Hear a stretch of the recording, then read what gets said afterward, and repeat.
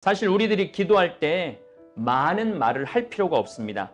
왜냐하면 내 속도 훤히 아시는 하느님께서는 내가 필요한 것이 무엇인지 다 알고 계시고 그때 필요한 것을 주시겠다고 약속하십니다.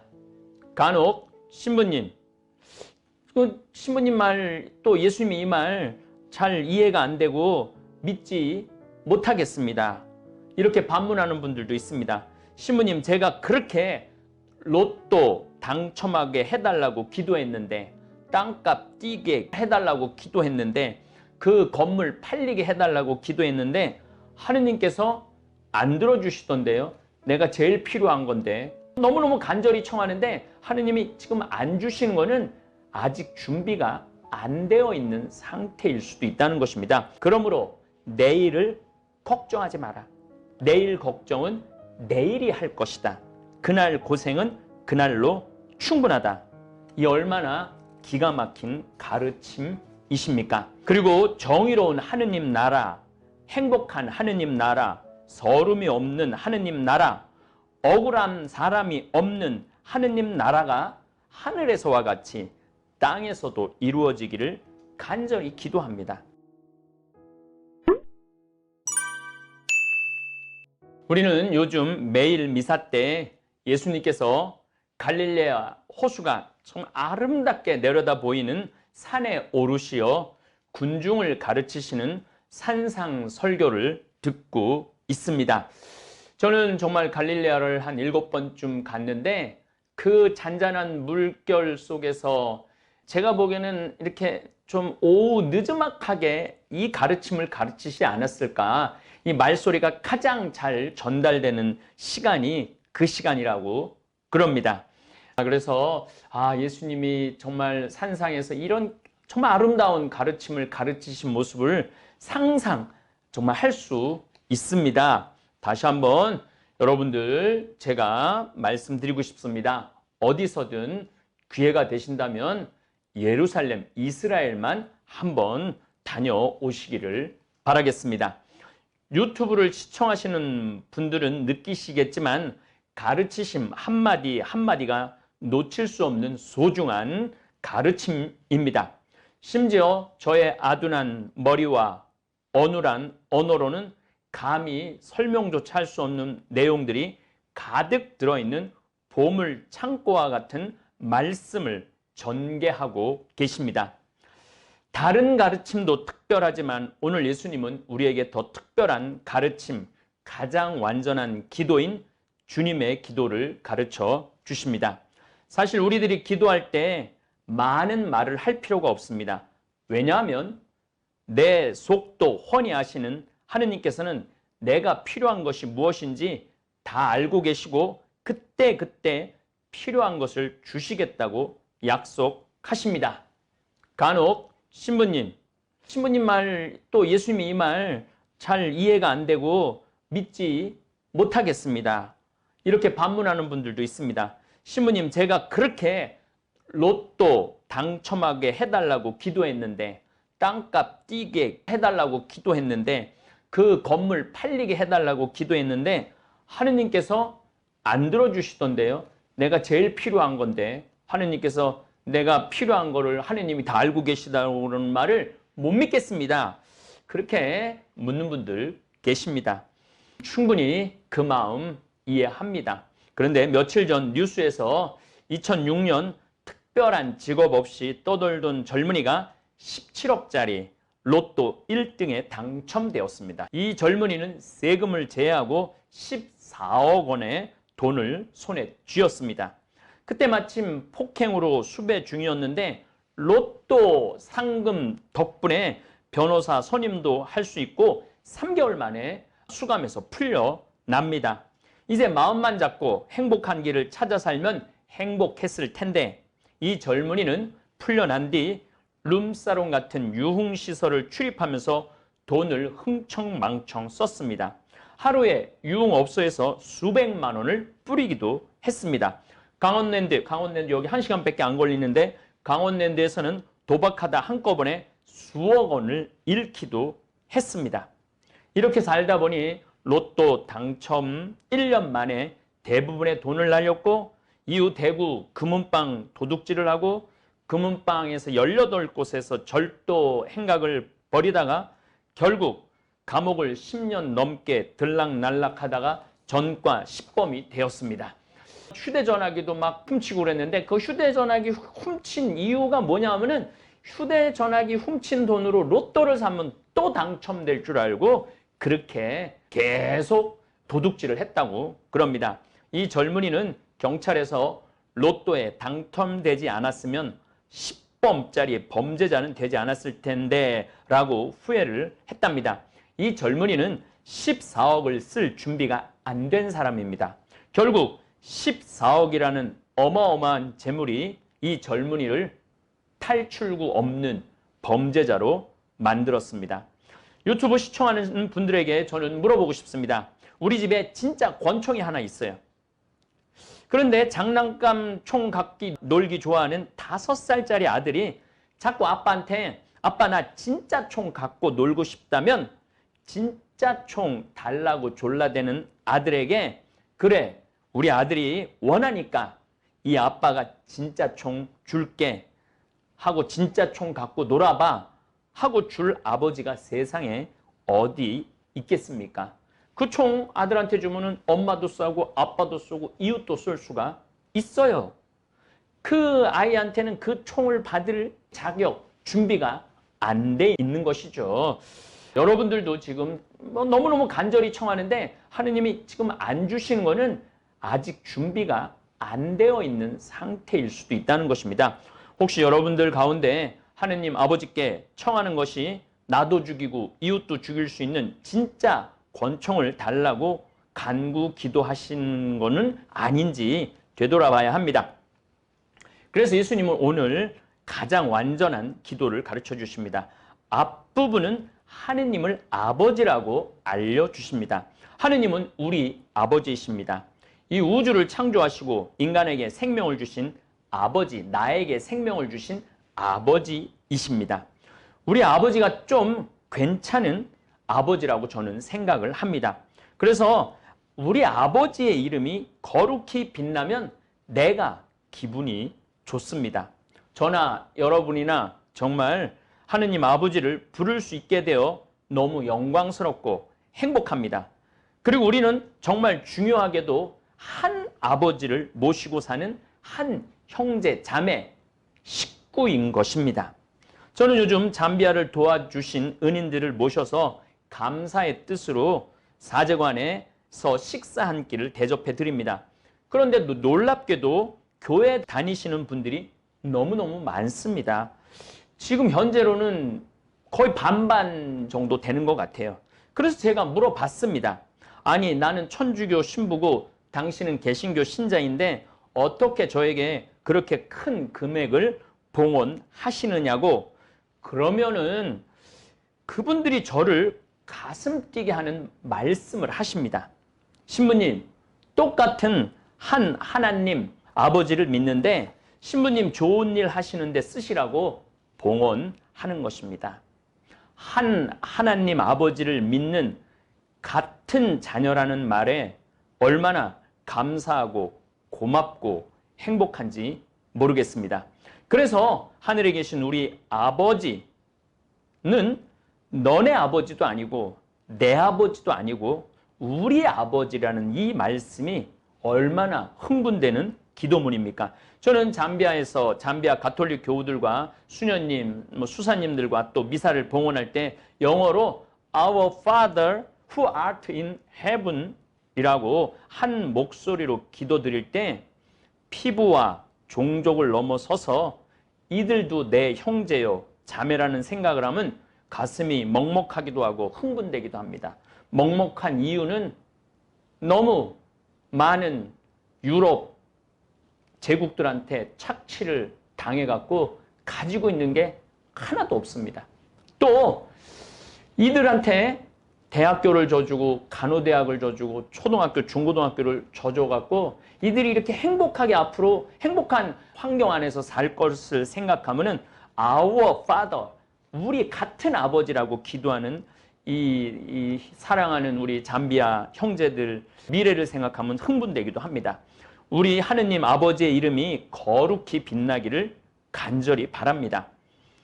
그리고 정의로운 하느님 나라, 행복한 하느님 나라, 서름이 없는 하느님 나라, 억울한 사람이 없는 하느님 나라가 하늘에서와 같이 땅에서도 이루어지기를 간절히 기도합니다. 그리고 이제 예수님은 자녀들인 우리들을 위한 기도를 가르쳐 주십니다. 저는 오늘 일용할 양식을 달라는 이 기도문도 참 마음에 듭니다. 오늘도 내일도 모레도 먹을 양식이 아닌 그냥 오늘 먹을 양식만 청하라고 합니다.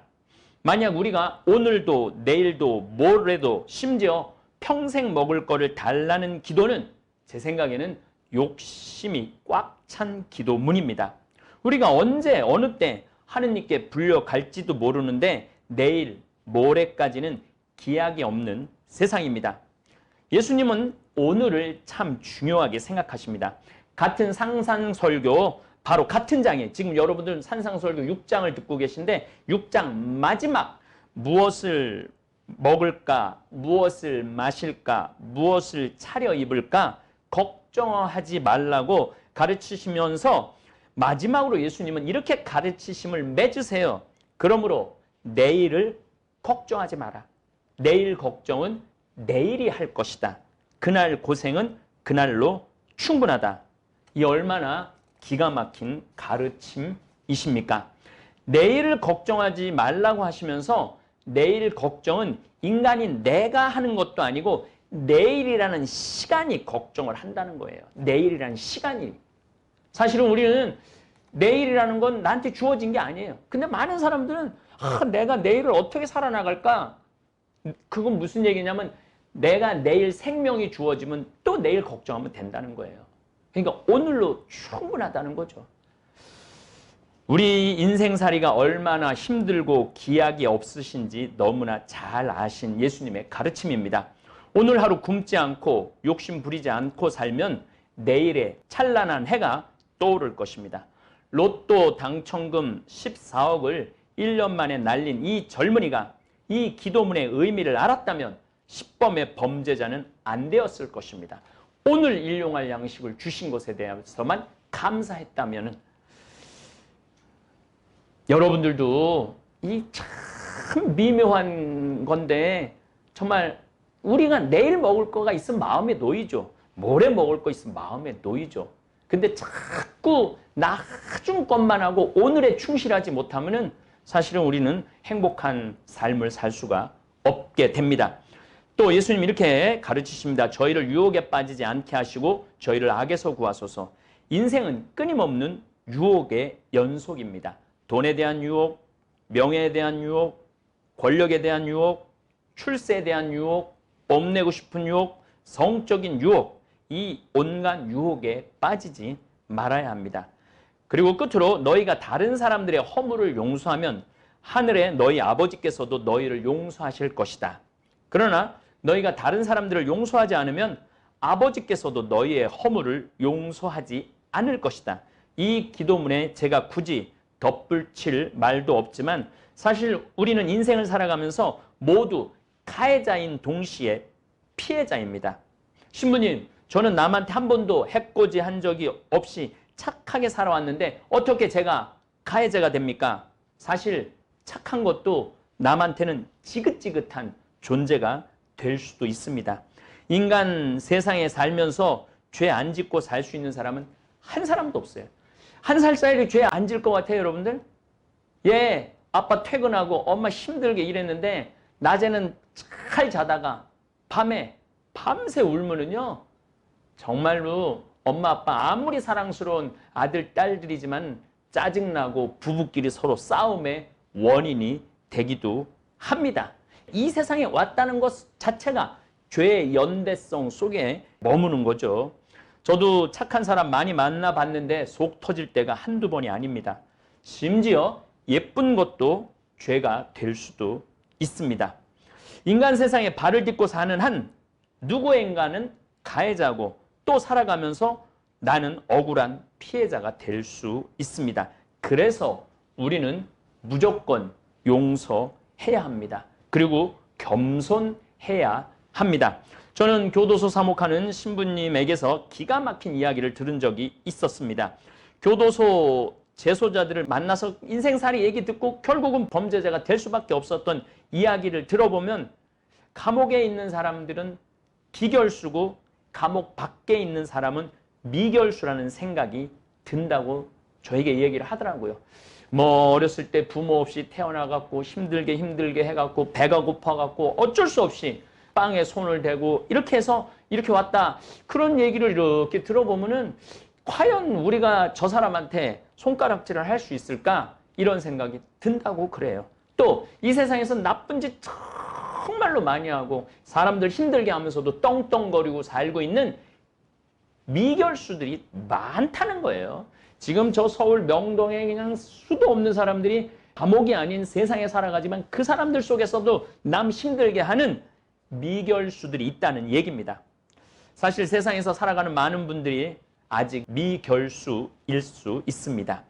우리가 미결수이기 때문에 더 겸손해야 하고 죄에 대해 두려워해야 하고 항상 경계하는 마음을 잊지 말아야 합니다. 이 주의 기도문만 잘 외워도 우리는 이미 충분한 기도를 바치고 있는 것입니다. 아침에 일어나서 또 주무실 때 주목용을 마음에 새기면서 바치면 여러분들은 이미 충분한 기도를 봉헌하신 것입니다. 물론 묵주기도까지 바치면 더 좋죠.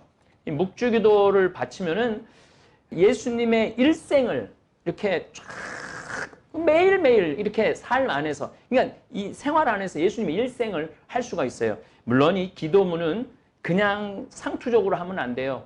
저도 묵주기도 할 때 가끔 그냥 막 빨리빨리 해야 되는 생각에 막 어떨 때는 예수님이 성모님 잉태하심을 묵상합시다 막 이렇게까지 입에서 막 나와요. 예수님이 막 성모님을 잉태할 때도 있고 그럴 때가 있어요. 예수님이 성모님 낳을 때도 있고. 그러니까 기도문 하나하나는 항상 마음에 새기면서 성모님이 예수님을 잉태해야지 예수님을 성모님을 잉태하면 어떻게 해요. 근데 저는 묵주기도 하면서 그런 말이 이렇게 막 나올 때 혼자 나 정신 못 차리고 기도하는구나 그런 뭐 피식 웃으면서 이거 예수님 죄송합니다. 성모님 죄송합니다. 그렇게 기도를 합니다. 그리고 저는 늘 생각합니다. 내 인생의 로또는 하느님의 자녀가 된 사실 하나가 이미 저는 로또에 당첨된 사람이에요.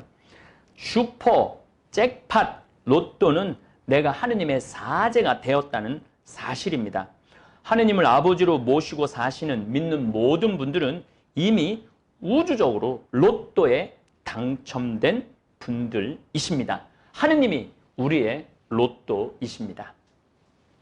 오늘도 황창현 신부님의 강연에 함께해 주셔서 감사합니다. 우리는 종종 기도할 때 많은 말을 해야 한다고 생각합니다.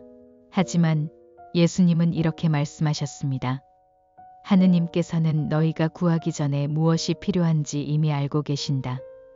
그렇다면 우리가 기도할 때 정말 중요한 것은 무엇일까요? 바로 하느님을 향한 믿음입니다.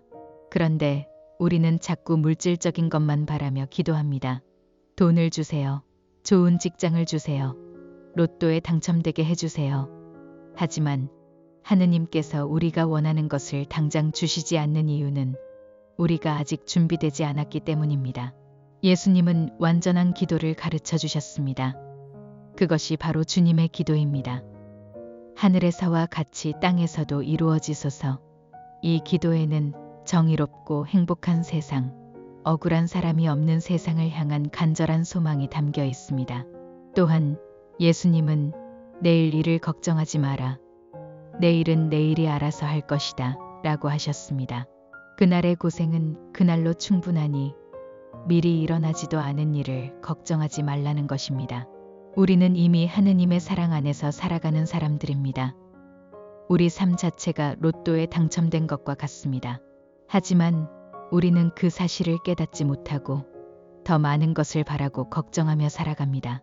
그러나 하느님이 우리에게 가장 좋은 것을 주신다는 것을 믿는다면 우리는 이미 가장 큰 축복을 받은 사람들입니다. 그러니 더 이상 불안해하지 맙시다. 하느님을 믿고 오늘 하루를 충실히 살아갑시다. 왜냐하면 우리는 이미 하느님의 로또에 당첨된 사람들이기 때문입니다. 감사합니다.